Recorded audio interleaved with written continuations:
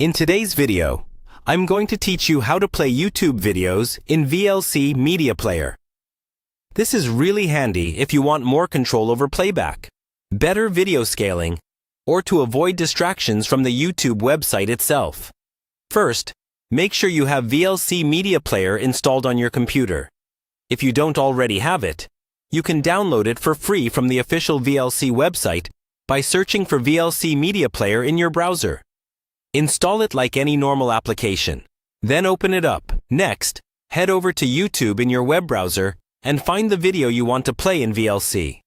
Once you've found it, click on the address bar at the top of your browser to highlight the full video link. Then copy that link. You can do this by right-clicking and choosing Copy, or by using the keyboard shortcut on your system. Now, switch back to VLC Media Player. At the top of the window, look for the menu bar and click on the option labeled Media. A drop-down menu will appear. From this list, select the option called Open Network Stream. This tells VLC that instead of opening a file from your computer, you want to open something from the internet. A new window will pop up with a field labeled Network URL or something similar. Click inside that box, then paste the YouTube link you copied earlier. Again, you can right-click and choose Paste, or use your usual paste shortcut. Make sure the entire link is there and that there are no extra spaces before or after it.